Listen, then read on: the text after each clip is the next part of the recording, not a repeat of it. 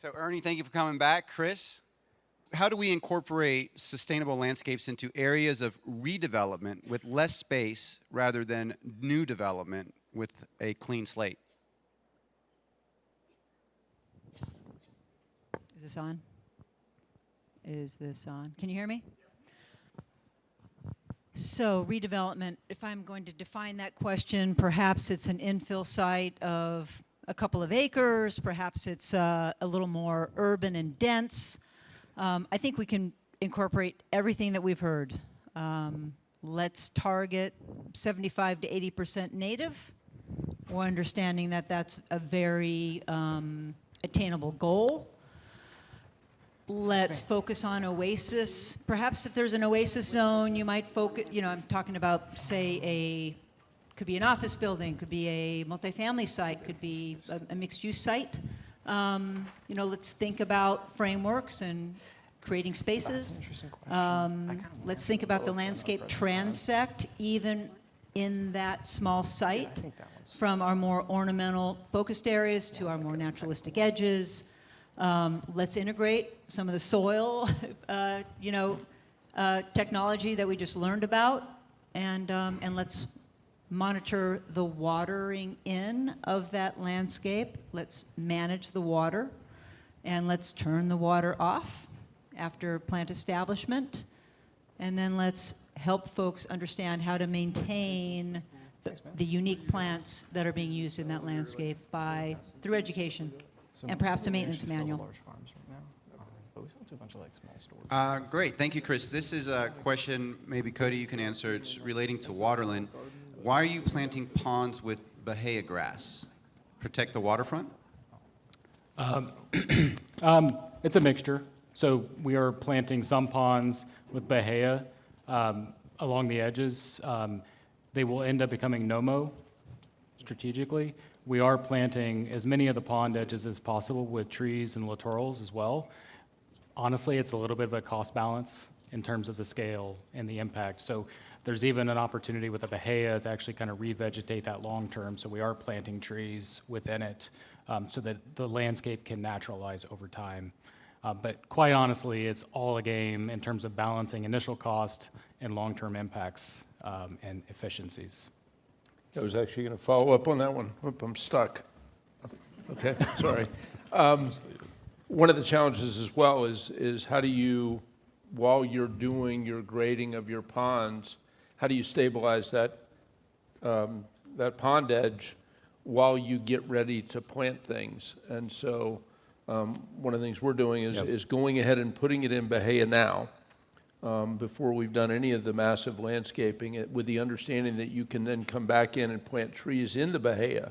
And the benefit of that is you don't necessarily have weeds coming in because you've got a pretty good framework, and then mixing in wildflowers and others so that over time you start to transition the bahia back to what you want it to be, but you're able to stabilize that pond slope initially.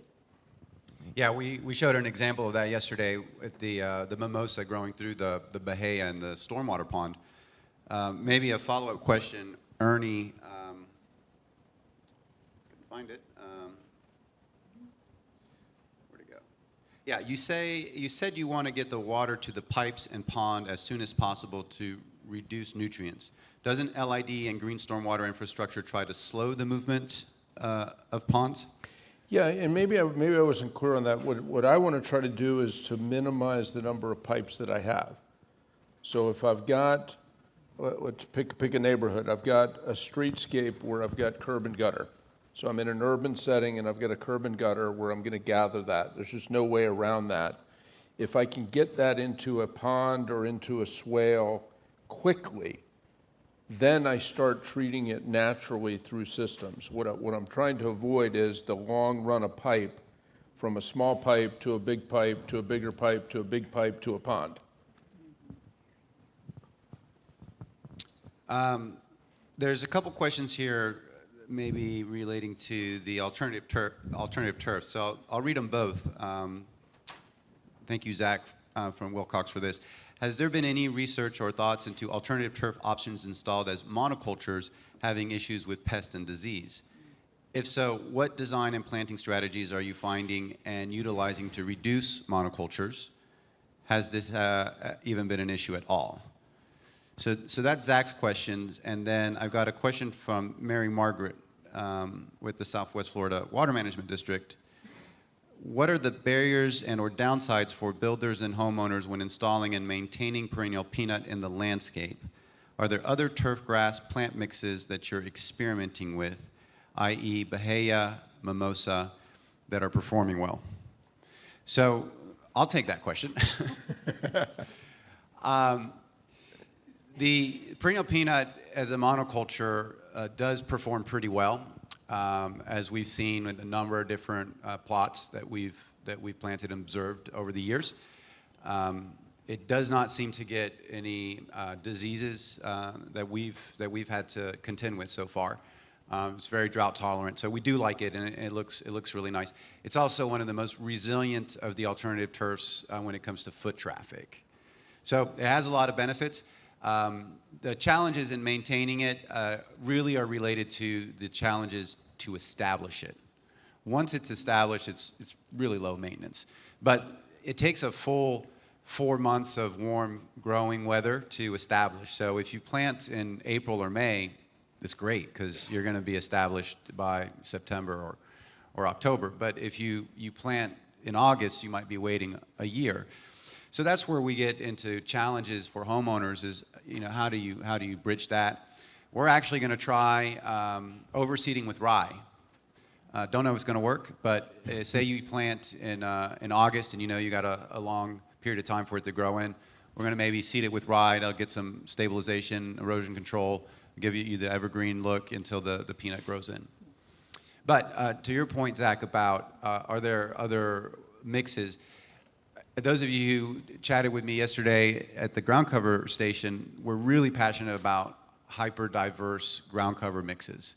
There's a lot of value in biodiversity, especially in the ground cover layer. So we've seen that when you incorporate sunshine mimosa, frog fruit, dry twin flower, swamp twin flower, perennial peanut, all of them together or in different combinations, you get a much more resilient, pest-resistant, drought-tolerant ground cover that is much more effective than any of these plants on their own at competing with weeds. So different aesthetic, different options, but we're trialing all that, as you saw yesterday. And then yes, the incorporating into Bahia is a great idea. You can go in after you planted your Bahia and you could plug it with mimosa, peanut. You can do it on large spacing and just give it time. And eventually you can convert that solid stand of Bahia into a little ground cover meadow. Tim, can I add on to that? Yeah, really please. Quick? So this is like what I spoke about earlier, and it's about functionality as well. So when we talk about ground cover alternatives, thinking about its long-term use. So I've actually tested in my backyard with both Bahia, mimosa plugs, and if you think about a space, if it's a space that you intend to spend time on, the ground cover mixes may not be the best blend with that, but we think about a lot of what we do is actually create ground covers at a low level for comfort and to cover the land. So they're not actually spaces that you intend to spend time in. I think that's really important to think about if you're thinking about your kid playing on the lawn. The mix may not feel like the best application, so that's where we're trying to frame those landscapes, create small pocket lawns or larger open spaces. But a lot of our ground covers that we're using, they're not spaces that we intend to spend time in. It's just trying to cover the ground and create as much benefit as possible. So there's a kind of a delineation around the intentional use as well. Yeah, that's a good one.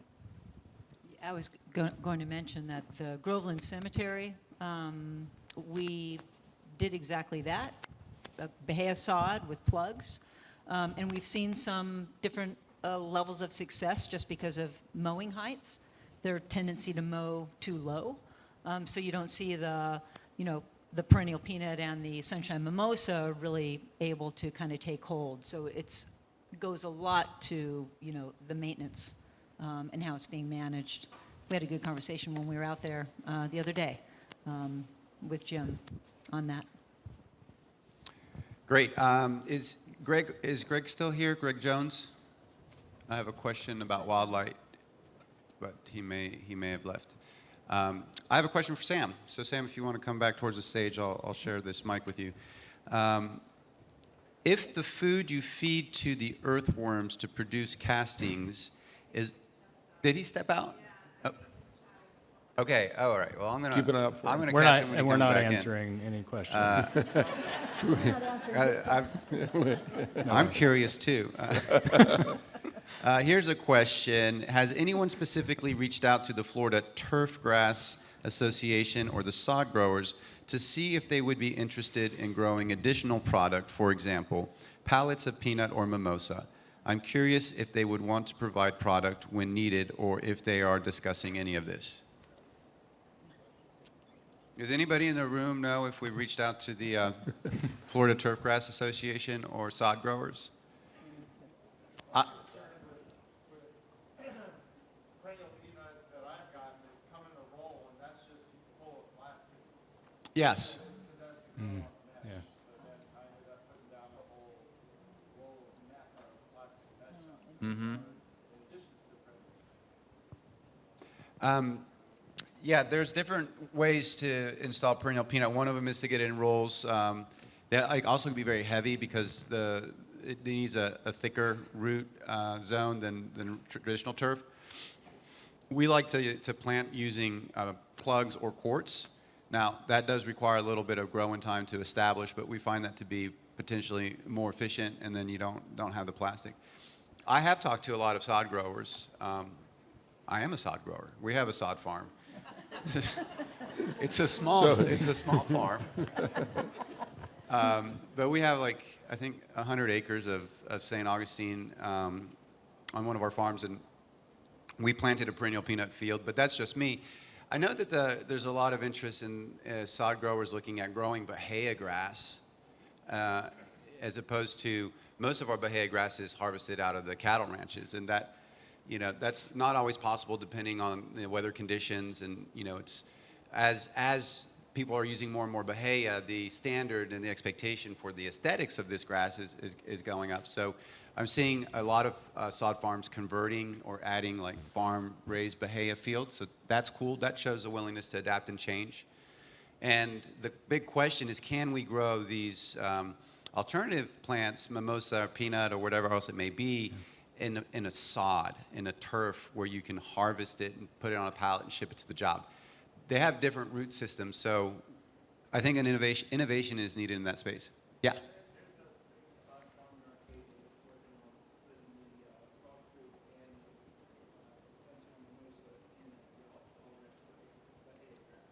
Okay, so there's a sod farm in Arcadia that is working on incorporating mimosa and frog fruit into Bahia. And paspalum. Great. So yeah, I think there's a market out there for these types of products, and I'm looking forward to seeing innovation and entrepreneurship help us find more solutions. Cody, you didn't want to add to that? No. No? Good on that one. Oh, Sam, you're back. I got a question for you. So, turn this iPad back on. Or did it die? Okay. I think I am. Oh, yeah. Hi, guys. Okay. So, yeah, you can sit down. Oh, thank you. Yeah. Wow. If the food you feed to the earthworms to produce castings is a product of the plastic digestive process, would the end product be devoid of things like capsaicin that offer the pest control capabilities you mentioned?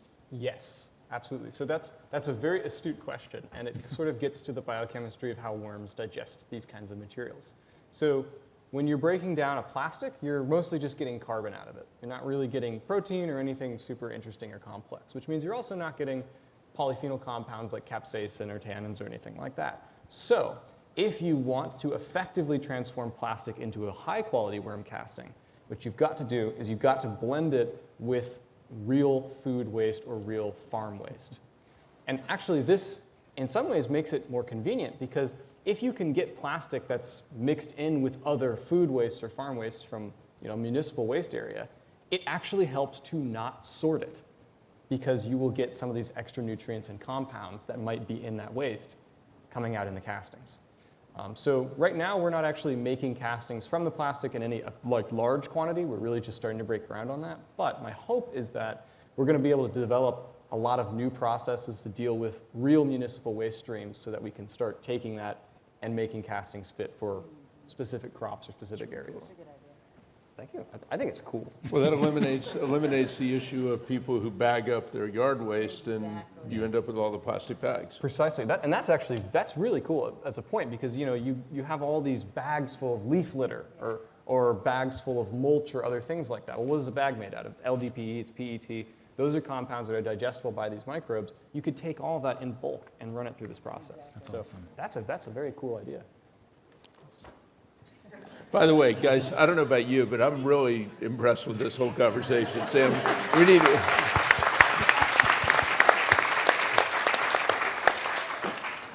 Good job. I like talking about worms. Hey, we're learning. We're in.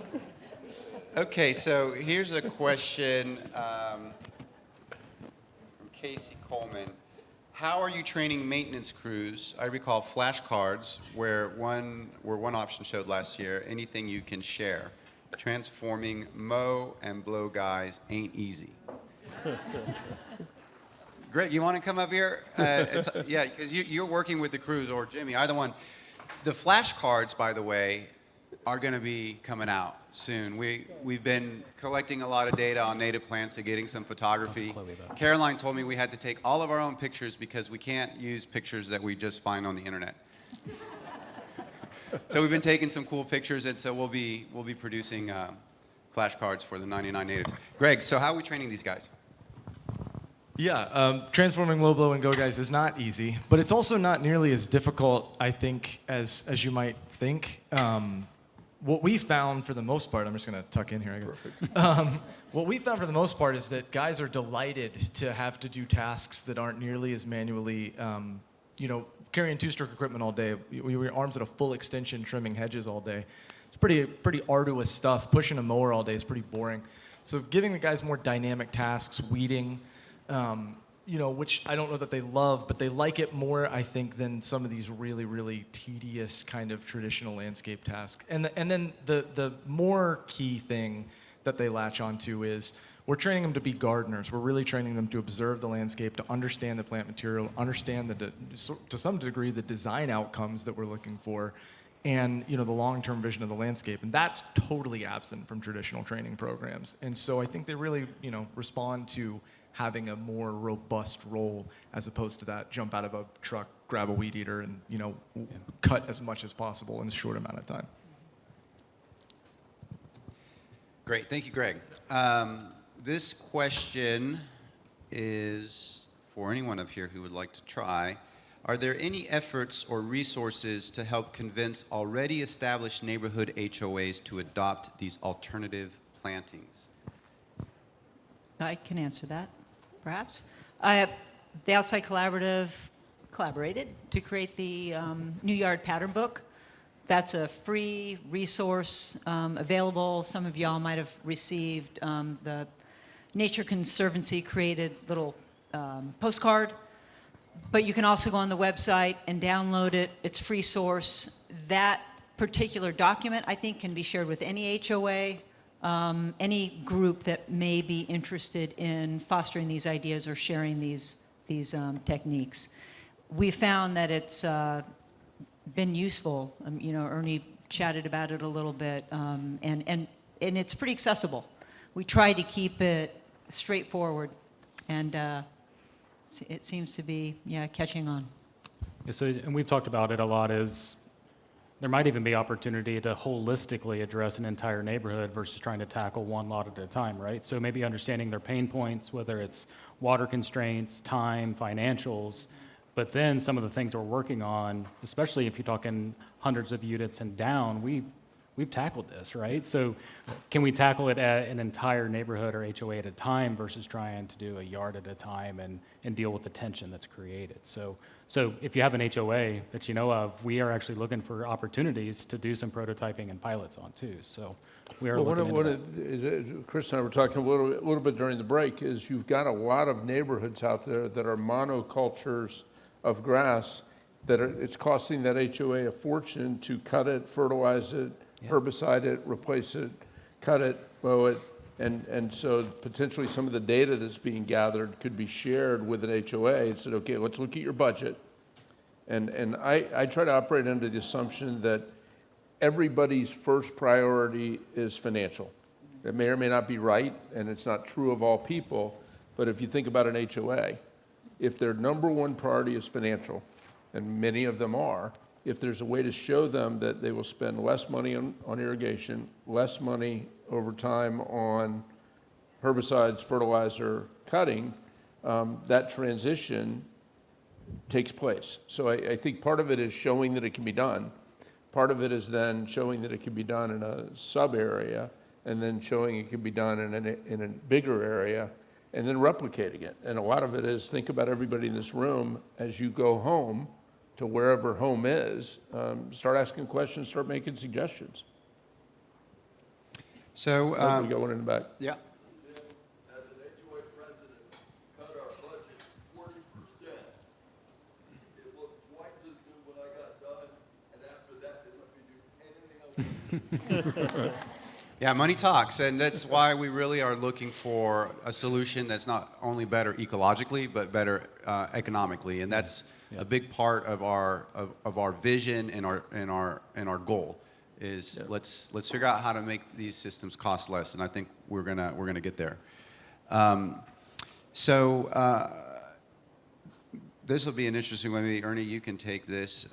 For all the projects presented, native plants have correctly been emphasized. However, there has been no mention of edible landscaping and plants. Are these considered for eventual use? Yeah, it's kind of funny is there's a little note on a yellow pad sitting by my computer looking at that.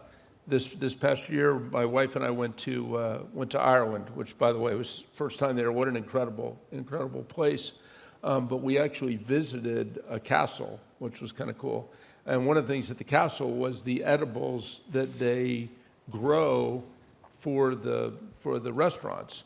But then also the farmer that ran this little area where they're growing herbs and spices and all the things that go into the food, all of the hedges around the edges were edibles. Some of them were for the menu, and some of them were for the wildlife.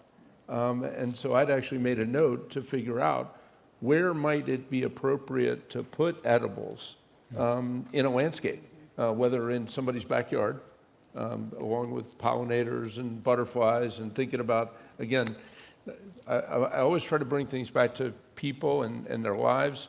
As Mary and I transition into that, we're now grandparents phase. So what do you do with grandchildren? Well, butterflies are really cool. So all right, how do we do that? Well, what if there were plants that you could eat the food that's in your backyard in addition to looking at butterflies? So I think that's to me a logical extension. Yeah, I mean, I would totally agree. I think that how it's done in terms of education and understanding of the landscape, that legibility would be really important. We are working on Four Roots Farm, which we are working on that with Cherrylake, and at one point the landscape was set out to be 100% productive, right? And so how do you balance that out with the ornamentation and the everyday acceptance, right? And we're working at the Grow, which is a large master plan community in East Orlando, and we're trying to find that perfect balance of the edible landscapes. Where do you do that? How do you create the understanding of that? And then balance the maintenance and understanding within the residents. Because I'm thinking of, an Akunti seed, amongst an edible landscape. There's an understanding. Don't eat this. Yeah, don't eat this one. So it's amazing opportunity. I think at Waterland we're trying to create some opportunities for networks and systems. And one thought that just came into my mind of an edible landscape circuit or something within the town of Waterland. Well, Ernie, if you have a vision to plant a food forest at Deering Park, let me know, because I want to trial a food forest at Cherrylake. We got a little forested area. I know we talked about doing microforests, so maybe there's a path to incorporate edibles. There's a lot of tricky, thorny issues there, but we can solve them. This will be the last question. Someone is asking, how did you account for IPM in your bathtub measurement of pesticide use? You sound like you're assuming everyone applies pesticides at maximum rates. I will tell you how I came up with my calculation and what my assumptions are. We did the takeoffs for hundreds of different landscapes to get the typical square footage of a conventional yard.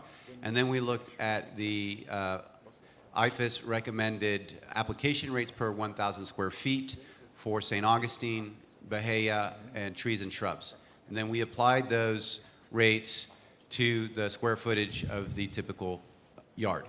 Now, I'm not sure that people actually follow the IFAS recommendations, and maybe they use less, maybe they use more. I did subsequently show the program to 2 certified pesticide operators, including Mark Singleton, who was involved in commercial pesticide applications for how many decades? Two decades. And then we have a certified pesticide operator at Cherrylake who previously was involved with the company that's what they did for a living. So I said, does this look like about what people would do? And I kind of got this is comparable to what you might expect. So now, there's a lot of assumptions in all of the numbers that I presented today. So we will be publishing shortly after this conference a paper that just shares the methodology and all of the assumptions, with the idea that this can be improved with your input, with feedback as we get more research, more data, more pushback. We'll just make it a living model, a living document that gets better with time. So thank you for the questions. We are out of time for the Q&A, so we'll answer all the remaining questions offline after the conference. Ernie, Chris, Cody, thank you very much.